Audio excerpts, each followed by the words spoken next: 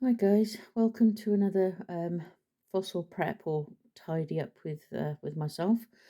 I've got this broken piece of rock as you see, and as we turn over, we reveal a nice little ammonite sat in there.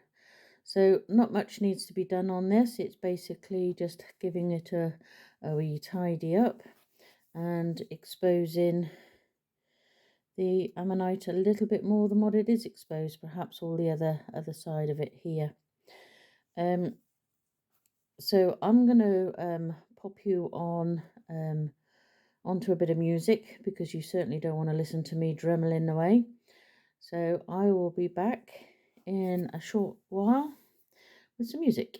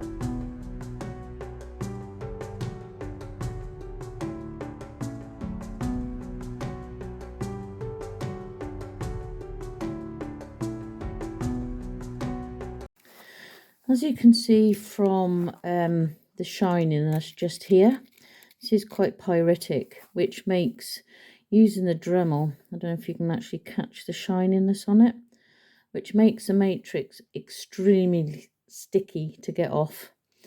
So it's quite easy, even when you haven't got so much exposed. When you've got a little bit exposed and you want to expose the whole ammonite, that you just want to give up, because that is so sticky and such a, for use of better words, a biatch to get off, that even when I was first prepping, I was quite often disheartened, thinking, oh my gosh, I don't know why I started this little hobby. I can't do it. I just can't do it. I don't know how these people do it. It's just crazy. But what I do is I'll do a little bit, take a little tiny millimeter off, and then I'll go somewhere else and just remove some matrix from somewhere else, just to give myself a break from the hard stuff. So it is just a game of perseverance. So what I'm going to do is I'm going to go off camera and do a wee bit, save you having to persevere the whole procedure, and I'll be back in a mo to show you some more. Okay guys, so I don't know if you can actually see this properly, but this is where the sticky pyritized matrix was. If I can get the light shined on there a bit, and there is let me point with the screwdriver, there is some pyritization just on the ammonite there, so we've got some right shiny bit parts on the whorl itself. Sorry about the lighting, but it's a very dull day today. It's absolutely peeing down outside, so I'm having to use an overhead spotlight. So I've managed to clear away this part of the matrix. This part here is quite crushed and damaged and water worn. This is pyritized as well, but I'm going to try and clear up around here, and then I'll just clean a little bit of the center. But there's not much else hiding in this part here. So without further ado, I'm going to carry on. So I'm going to pop you back on to some music, so I'll be back in a mo.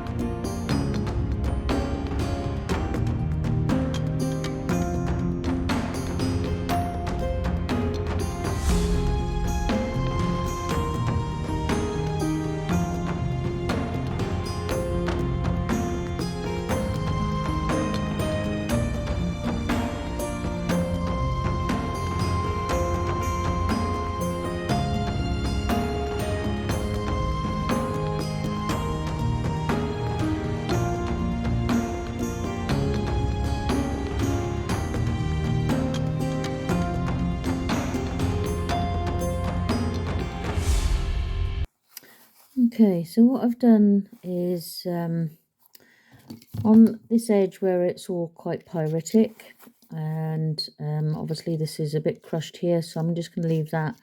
I'll tidy up the edge of this in a second, because there's nothing under there, it's all completely squashed. And where this continued round here, perhaps this is completely squashed as well. So all I've done is just taken it off to give you that illusion of a completed ammonite. A little bit of artistic license, I think you could put that down to. So what I'm going to do now is I'm going to change the tip to a finer tip, and I'm just going to go around and take off some of the big clumps of matrix that are still stuck on there. And then I think that's probably going to be job done. But we'll have a little look-see. So I will be back in a minute and show you some tidying.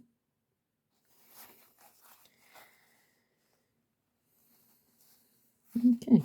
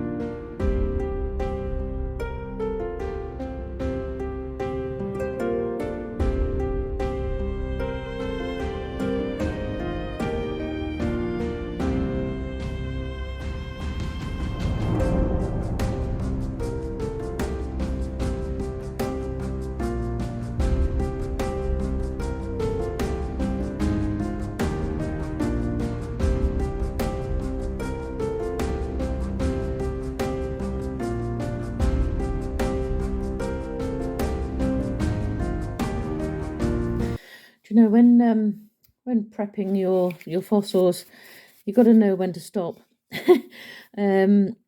Because sometimes you can just keep tickling and tickling and tickling, and then all of a sudden, bam, it's gone. So yeah, I'm not sure if there's try that bit again. Just knock you flying. I'm not sure if there's an actual centre there. I'm just going to give it a little tickle, and then once that's done, then I'm going to quit. I'm going to put the Dremel onto a low setting though, because if you have it on full blast, you can just absolutely just hammer through that centre, which is probably quite delicate. So I'm going to give it a little go and see what happens. So I'll be back in a moment. Okie dokie. So yeah, I've had a little look. Can't see a centre in there. I was extremely delicate. I only just lightly touched inside there. So what I'm going to do now is get the good old faithful beeswax and just highlight the fossil itself. So just give it a wee bit of a dust, a dust off there. I think that will stand nice on a unit somewhere. So I'll just give that a wee dust. And just get my good old faithful beeswax, nice stiff brush, and brush it into the fossil itself. Oops, try not to hit a matrix with it. So I just give it a good scrubbing, because basically I've not got much on the brush itself, because I don't want to have it bleeding onto the matrix. So just give it a little scrubbing there. And just do this piece here. Make sure to get into the cracks so that, not the cracks, into the ribs of the ammonite, so that it all pops off the matrix nicely. It makes such a difference being able to highlight the ammonite, even the bits that are not that are crushed, or there's no ammonite left there, just as a little mini continuation, so that you can see how it goes round. I quite like the effect. As I said before in other videos, I don't mind the broken squished ammonites at all, because at the end of the day, as I said, nature is not always perfect, and there's a beauty in all things slightly broken or whole, or I'd love to have a giant size massive ammonite all nicely prepped, and whole, and have the mouse guard and all the rest of it, but we can't always have what we want, can we? So there you go. So there's our ammonite all nicely prepped and cleaned and tidied. So I think that's a fair dinkum job there. Hope you enjoyed this video. So please do come back for future prep videos. I've got a few more that I need to get cleaned up and stowed away. So don't forget, like, comment, and don't forget that important one, subscribe. And we'll see you again. Take care now. Bye-bye.